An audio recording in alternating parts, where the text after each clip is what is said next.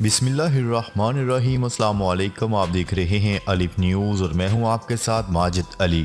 شامل کرتے ہیں آج کی ون لائن ہیڈ لائنز۔ روس سے گندم لے کر 2 جہاز پاکستان پہنچ گئے۔ گندم کی درآمد کے حوالے سے اہم پیش رفت سامنے آئی ہے۔ روس سے گندم لے کر 2 جہاز پاکستان پہنچ گئے۔ وزارت فوڈ سیکیورٹی حکام کے مطابق روس سے حکومتی سطح پر منگوائی جانے والی گندم کی پہلی کھیپ کراچی پہنچ چکی ہے۔ 4.5 لاکھ ٹن گندم بذریعہ گوادر پاکستان پہنچ گئی۔ نیٹو میں شمولیت کے لیے ترکی کی تمام شرائط پوری نہیں کر سکتے، سویڈن نے بڑا بیان جاری کر دیا۔ سویڈن کے وزیر اعظم کا کہنا تھا کہ ہمیں یقین ہے کہ ترکی نیٹو فوجی اتحاد میں شامل ہونے کے لیے ہماری درخواست منظور کر لے گا، لیکن ہم اس کی تمام شرائط کو پورا نہیں کریں گے جو انقرہ نے ہماری حمایت کے لیے رکھی ہیں۔ غیر ملکی خبرساں ادارے کی رپورٹ کے مطابق سویڈن کے وزیر اعظم نے اتوار کے روز سیکیورٹی کانفرنس سے خطاب کرتے ہوئے کہا کہ نیٹو میں شمولیت کے حوالے سے ہم نے جو کہا وہ پورا کریں گے، تاہم ترکی کی شرائط کو پورا نہیں کر سکتے۔ سیلاب سے تاریخی تباہی ہوئی، دنیا پاکستان کی مدد کرے، ترک صدر رجب طیب اردوان۔ ترکی کے صدر رجب طیب اردوان کا کہنا ہے کہ پاکستان کو تاریخ کے بدترین سیلاب کا سامنا کرنا پڑا۔ مشکل کی اس گھڑی میں پاکستان کی حکومت اور عوام کے ساتھ کھڑے ہیں۔ جنیوا کانفرنس سے خطاب کرتے ہوئے ترک صدر رجب طیب اردوان کا کہنا تھا کہ سیلاب کے بعد ترکیہ کی حکومتی وفد نے پاکستان کا دورہ کیا۔ پر امید ہیں کانفرنس کے انعقاد سے پاکستان کو سیلابی تباہی سے بحالی میں مدد ملے گی۔ انہوں نے کہا کہ پاکستانی بھائیوں اور بہنوں کی مصیبت میں مدد کرنا ہماری ذمہ داری ہے۔ جنیوا کانفرنس، سیلاب متاثرہ پاکستان کے لیے 10 ارب ڈالر سے زائد امداد کا اعلان۔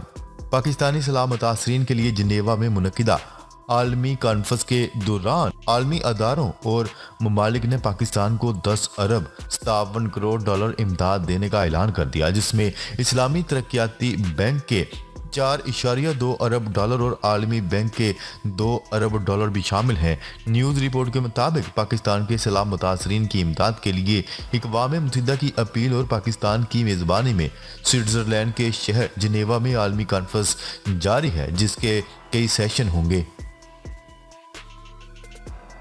افغانستان میں لڑکیوں کو 5ویں جماعت تک تعلیم جاری رکھنے کی اجازت۔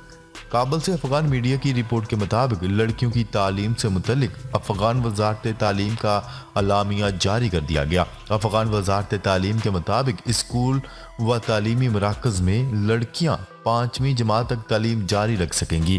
افغان وزارت تعلیم کا کہنا ہے کہ 5ویں جماعت تک لڑکیوں کے لیے اسکول و تعلیمی مراکز کھول دیے جائیں گے۔ افغان میڈیا کے مطابق افغانستان کے کئی صوبوں میں مقامی حکام نے لڑکیوں کے پرائمری اسکول بھی بند کروا دیے تھے۔ آئی ایم ایف کا پاکستان سے ڈالر کا ایکسچینج ریٹ مارکیٹ کے مطابق کرنے کا مطالبہ۔ ذرائع وزارت خزانہ کے مطابق جنیوا کانفرنس کی سائیڈ لائن پر آئی ایم ایف وفد سے وفاقی وزیر خزانہ اسحاق ڈار کی ملاقات ہوگی، جس میں آئی ایم ایف پروگرام کے حوالے سے بات چیت ہوگی۔ ذرائع وزارت خزانہ کا کہنا ہے کہ آئی ایم ایف کا مطالبہ ہے کہ پاکستان ڈالر کا ایکسچینج ریٹ مارکیٹ کے مطابق کرے، ایکسچینج ریٹ پر مصنوعی پابندی ختم کی جائے۔ پاکستان کا پرانا حج کوٹہ بحال، عمر کی حد ختم کر دی گئی۔ وزارت مذہبی امور کے مطابق وزیر مذہبی امور مفتی عبدالشکور سعودی عرب کی دعوت پر 4 روزہ عالمی حج کانفرنس میں شرکت کے لیے جدہ پہنچ گئے، جہاں انہوں نے سعودی ہم منصب سمیت کئی اہم شخصیات سے ملاقاتیں کی اور اداروں کا دورہ کیا۔ وزارت کا کہنا ہے کہ سعودی حکام کی جانب سے وزیر مذہبی امور کو سالانہ حج معاہدے کا مسودہ موصول ہو گیا ہے، جس کے تحت پاکستان کا 1,79,210 حجاج کا پرانا کوٹہ بحال کر دیا گیا اور 65 سال کی بلائی حد کو بھی ختم کر دیا گیا ہے۔ ملک کے بعض علاقوں میں بارش، پہاڑوں پر برف باری کا امکان۔ محکمہ موسمیات نے بدھ سے جمعے کے دوران بالائی علاقوں میں بارش اور پہاڑوں پر برف باری کی پیشگوئی کر دی۔ موسم کا حال بتانے والوں کے مطابق مغربی ہوائیں شمالی بلوچستان کے علاقوں میں 10 جنوری سے داخل ہو رہی ہیں، جو 11 جنوری کو ملک کے بالائی علاقوں پر اثر انداز ہوں گی۔ روس نے دعویٰ کیا ہے کہ ایک جوابی کارروائی میں یوکرینی فوج کی 2 عمارتوں پر راکٹ حملہ کیا گیا، جس میں ان کے 600 سے زائد اہلکار ہلاک ہو گئے۔ عالمی خبرساں ادارے کی رپورٹ کے مطابق روس کی وزارت دفاع کی جانب سے جاری بیان میں کہا گیا ہے کہ یوکرینی فوج کی جانب سے ڈونسٹیک میں فوجی بنکر پر حملے میں ہمارے اہلکاروں کی ہلاکت کا جواب دینے کے لیے یوکرین پر انتقامی کارروائی کی گئی۔ بیان میں مزید کہا گیا کہ راکٹ حملہ یوکرینی فوج کی 2 عمارتوں پر کیا گیا، جس میں ان کے 600 سے زائد اہلکار مارے گئے۔ یہ حملہ انتہائی قابل اعتماد انٹیلیجنس معلومات کی بنیاد پر کیا گیا۔ Army chief general Asim Munir کے لیے خصوصی طور پر خانہ کعبہ کا دروازہ کھولا گیا۔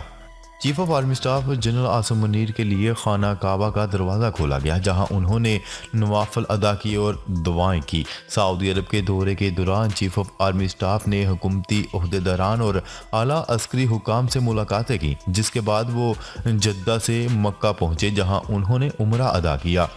اس موقع پر سید عاصم منیر کے لیے خانہ کعبہ کا دروازہ بھی کھولا گیا، جہاں انہوں نے نوافل ادا کیے اور دعائیں کی۔ جعلی ڈگری کیس میں قومی فضائی کمپنی پی آئی اے کے 117 ملازمین کے اکاؤنٹس منجمد کر دیے گئے۔ ذرائع کے مطابق F I A crime circle نے دھوکہ دہی اور ریکارڈ میں رد و بدل کے الزام میں پی آئی اے کے 117 ملازمین کے اکاؤنٹس منجمد کر دیے۔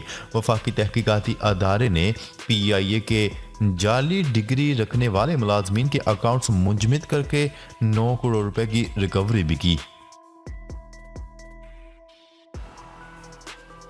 سعودی عرب کا 6 ممالک کے ساتھ 5 لاکھ غیر ملکی ورکرز بھرتی کرنے کا 27 ارب ریال کا معاہدہ طے پا گیا۔ سعودی کمپنی نے 6 ممالک سے افرادی قوت درآمد کرنے کے لیے 27 ارب ریال کے معاہدے کر لیے۔ مقامی لیبر مارکیٹ کی ضروریات کو پورا کرنے کے لیے Turkiye, Indonesia, Thailand, Azerbaijan, Tajikistan اور ازبکستان سے معاہدے کیے گئے ہیں۔ سعودی وزارت تجارت اور قائم مقام وزیر اطلاعات اور وزیر سرمایہ کاری نے حال ہی میں ان ممالک کا دورہ کیا تھا، جس کے بعد افرادی قوت کی درآمد کے لیے معاہدے کیے گئے ہیں۔ افرادی قوت کی درآمد کے لیے کیے جانے والے معاہدوں کے مطابق تھائی لینڈ اور انڈونیشیا سے 2030 تک مختلف پیشوں سے تعلق رکھنے والے 4 لاکھ افراد کو مملکت لایا جائے گا۔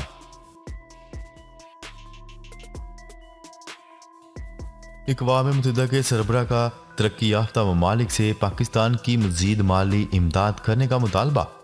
بین الاقوامی کانفرنس سے خطاب کے دوران اقوام متحدہ کے سربراہ انطونیو گوتریس نے پاکستان کی تعمیر نو کے لیے بڑے پیمانے پر سرمایہ کاری کا مطالبہ کر دیا۔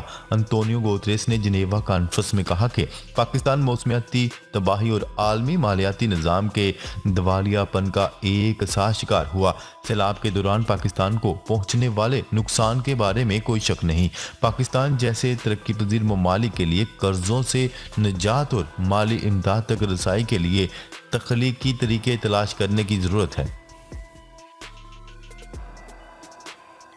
پانی کی سواری اب ہوا میں اڑے گی۔ پانی کی سواری پانی میں نہیں اب ہوا میں اڑے گی۔ سویڈش کمپنی نے نئی کشتی تیار کر لی۔ سویڈش کمپنی نے لاس ویگاس میں جاری کنزیومر الیکٹرونک شو 2023 میں اپنی الیکٹرک بوٹ متعارف کروا دی، جو پانی سے چند فٹ اوپر بلندی پر سفر کرے گی۔ الیکٹرک بوٹ کو پانی کے اوپر اڑانے کے لیے ہائیڈروفائل کا استعمال کیا گیا ہے۔ سویڈش کمپنی کینڈیلا کی طرف سے تیار کردہ C8 28 فٹ لمبی آل الیکٹرک سپیڈ بوٹ ہے، جو 23 میل فی گھنٹہ کی رفتار سے تقریباً 2.5 گھنٹے تک سفر کر سکتی ہے۔ کنگڈم سویٹ رونالڈو کے لیے شاہی رہائش کا انتظام۔ فٹ بال کی دنیا کے معروف کھلاڑی کرسٹیانو رونالڈو کے لیے سعودی عرب میں شاہانہ طرز کی رہائش کا انتظام کر دیا گیا، جہاں وہ اپنے خاندان کے ہمراہ زندگی کی تمام آسائشوں کا لطف اٹھا سکتے ہیں۔ ڈیلی میل کی رپورٹ کے مطابق स्टार फुटबॉलर रियाज के फोर सीजन होटल में ठहरेंगे, जहां इनका क्याम तब तक होगा जब तक वो अपनी मुस्तकिल रहाइश में शिफ्ट नहीं हो जाते। किंगडम स्वीट जो 100 मंजिला इमारत में सबसे बेहतरीन है, रियाज के बेमिसाल नज़ारों के साथ मेहमानों की तकरीब का तमाम सामान मुयसर है। जदीद तरीन 2 मंजिला स्वीट होटल की 48वीं और 50वीं मंजिल पर फैला हुआ है। 2 मंजिला शाहाना किंगडम स्वीट का माहाना किराया 6 करोड़ 82 लाख रुपए होगा। इम्कान है पाकिस्तान अगले 6 माह तक डिफॉल्ट नहीं करेगा, ब्लूमबर्ग की नई रिपोर्ट सामने आ गई। मारूफ अमरीकी जरीदे ब्लूमबर्ग इकोनॉमिक्स ने इम्कान जाहिर किया है कि अगले 6 माह तक पाकिस्तान डिफॉल्ट नहीं होगा, ताहम इसकी माशी मुश्किलात ख़त्म नहीं होंगी। रिपोर्ट के मुताबिक आलमी मालियाती अदारे IMF की मदद से पाकिस्तान जून के आखिर तक माशी मसाइल पर काबू पाने में मदद मिलेगी। रिपोर्ट में बताया गया है कि पाकिस्तान के पास $5.6 बिलियन के ज़र मुबादला के ज़खायर हैं, जो अगले 5 माह की फंडिंग की ज़रूरियात को पूरा करने के लिए काफ़ी हैं। नाजरीन, अब तक के लिए इतना ही।